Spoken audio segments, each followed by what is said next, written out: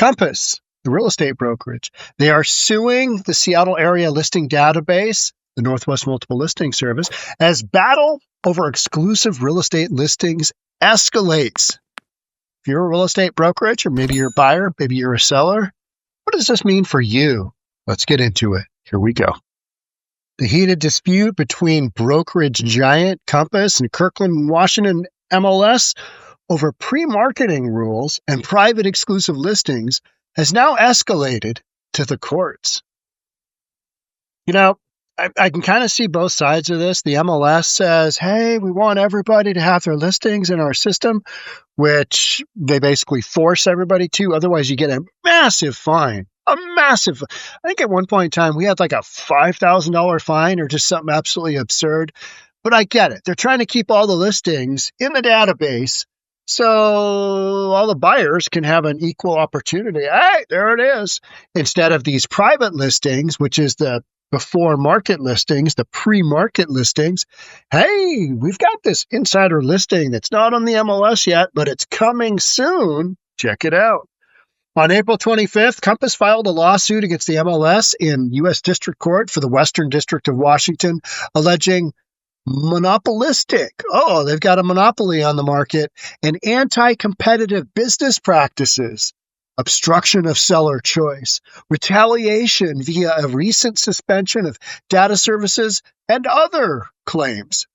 Now, in most states, like if this was Florida or if this was Texas, state that actually had some leadership, your justice system wouldn't probably pay much attention to these kind of claims. They'd say, you know what, whatever, figure it out yourself, guys. But in the state of Washington, you throw out monopoly, anti-competitive business practices. Oh, Seattle judges are just going to eat that bad boy up. U.S. District Judge for Western District of Washington, District Court Judge. Oh, they're going to eat it. Oh, good Lord. No. New York Times first reported the news of the filing. What Compass claims. Here's what Compass claims. The brokerage takes direct aim at several MLS policies, including rules against pre-marketing and office exclusives. So the rule is you're not supposed to list anything. You're just supposed to list it straight in the MLS. Don't put it on your Facebook page. Don't put it on your Twitter. Don't put it on your Insta, right? Don't put it there. Just get it straight into the MLS. Otherwise, anything outside of a day where you've got that listing out there exposed, it is not going to go well for you. We literally had somebody that posted something on their, I think, Facebook page. Somebody else tattled on them. Another broker tattled on them and said, we saw them with this pre-listing. And we got a huge fine. The brokerage got a huge fine. I think most of it got deferred. But, it's like, okay, yeah, we're just trying to sell homes here, people. Which Compass lawyers say affect their seller's choice, hurt consumers, and prevent the brokerage from implementing its 3-phase marketing strategy. Now, when I saw that with its hyperlink, I just thought, Compass is doing a good job getting some exposure here. Because other than owning a brokerage and running a brokerage myself as a designated managing broker, I don't have a stake in this game. And I've always kind of played by the rules, which is you got to put it on the MLS, throw it in there. But I get what Compass is saying. We've got a marketing phase. And Compass said it had spent months trying to work with the MLS to implement rule changes that would allow office exclusives, but claimed the Northwest Multiple Listing Service simply refused to do so. No, we're not doing that. We're going to stay by our policy. With MLS's anti-competitive and tortious conduct, the only way a home seller in the Seattle area can effectively have the choice on how to market their home is to forego using a professional real estate broker at all. That's an interesting argument because the MLS says 100% of the real estate brokers in the Seattle area let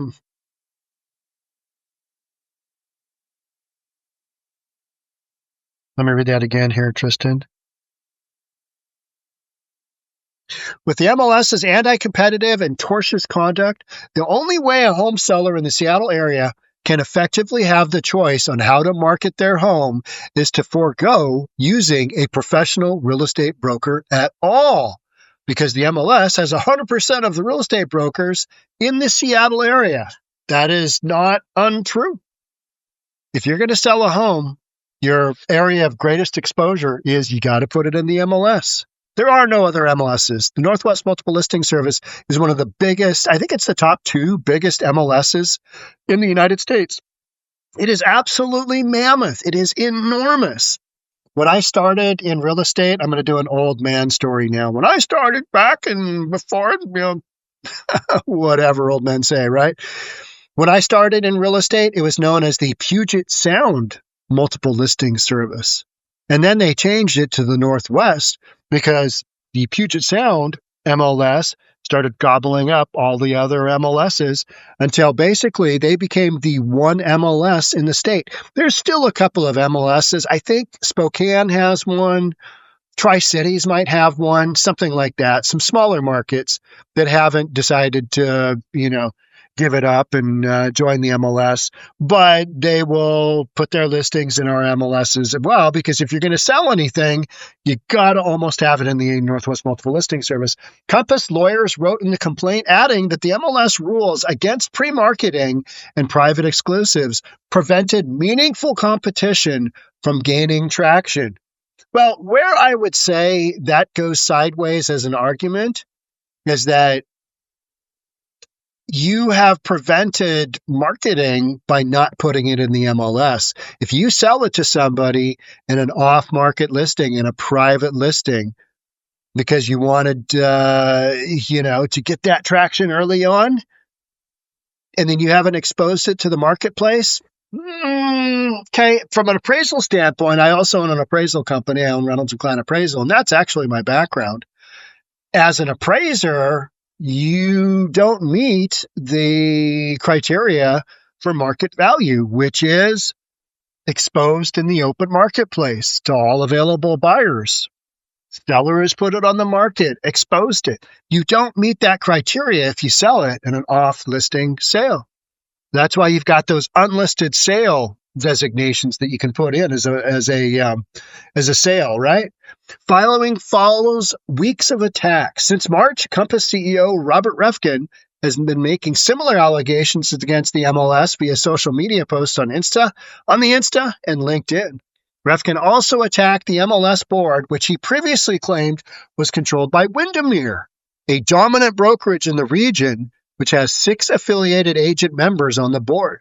But in the April filing, Compass goes further, alleging that all brokerages who have member agents on the MLS board are co-conspirators with each other and the Northwest Multiple Listing Service. Well, we're going to find out from a judge, all this stuff. So battle lines have been drawn. They have lawyered up. Which way is it going to go? I don't know. I've talked to a bunch of brokers on this. I've gotten their feel for it. Some brokers are, they're more on board with, well, we believe in the MLS. You got to put it in the MLS, throw it in there. And then you've got other folks saying, hey, if your seller wants you to do a little pre-listing, isn't that what you should do? But then you're violating the MLS rules. You know what I mean? It's kind of like, okay.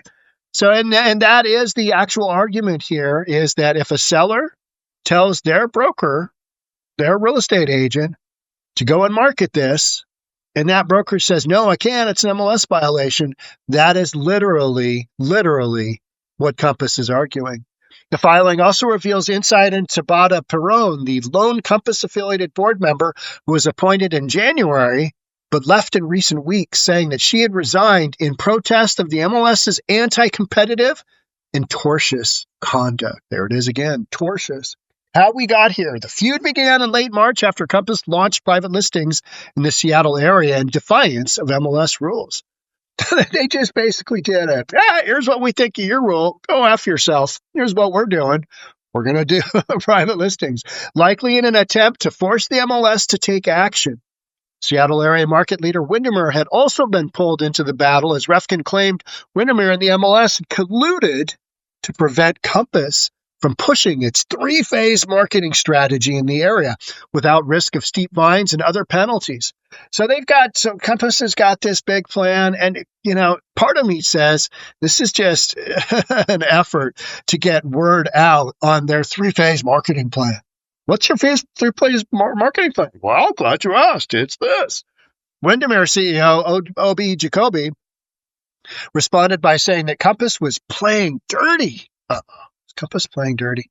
When it comes down to the big brokerages, I don't really give a crap what they do. I'm an independent brokerage, 80-20 split, no desk fee. 80-20 split's our only thing. So if you're interested, we're all over the internet, so you can just check us out there. 80-20 split, $16,000 cap. You got me as your managing broker. Who doesn't want that? Despite the risks, Compass still planned and executed a private exclusive blitz in March. And Refkin applauded each agent in separate social media postings as their listings went live. Hey, probably going to get fined, but good job out there. While Compass agents who spoke to Real Estate News about the pre-marketing campaign indicated that no fines had been levied because they know it's a hot seat. The MLS is like, ooh, they're testing us. Let's see what happens. And confirmed that Compass would cover any fines they may incur. All right, get out there and do it, Junior. We'll cover your back. Ooh, good Lord, that's a big fine. Not sure about that one. The dispute between the two parties continued, leading to a temporary 2-day suspension of Compass's IDX feed. I was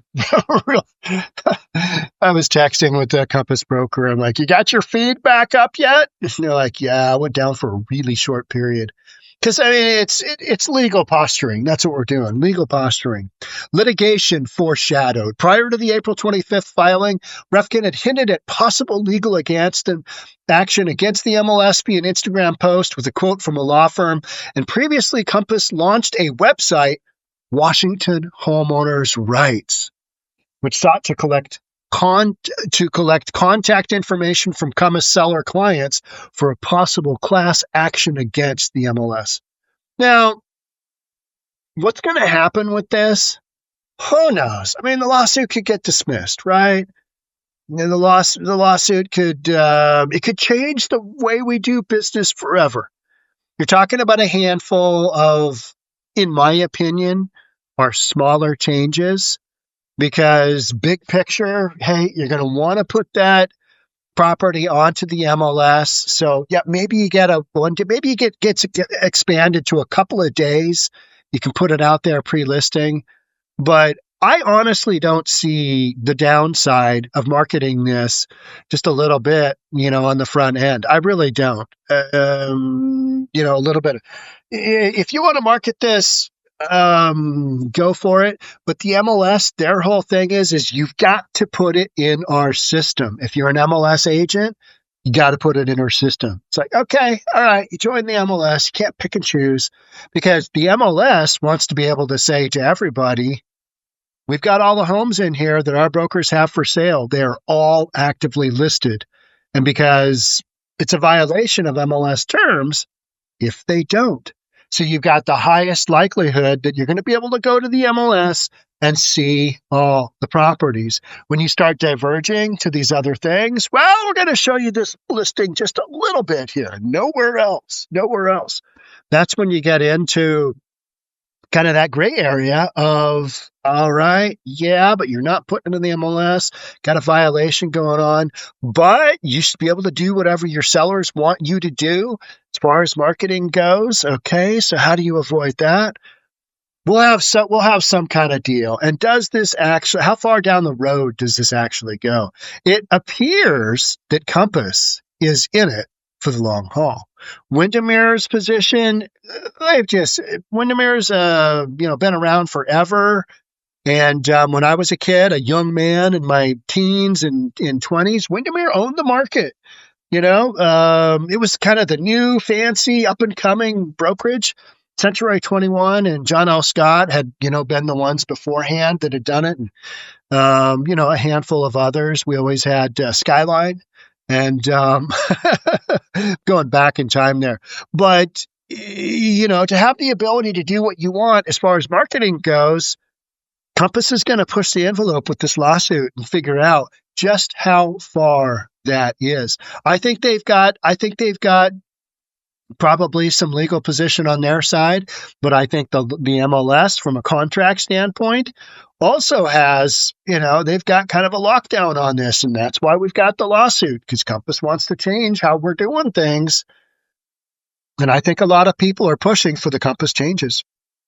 We'll see. So how's this thing ultimately going to go? Stay tuned because I'll be covering it for you. Make sure you're subscribed. Hit all that good stuff.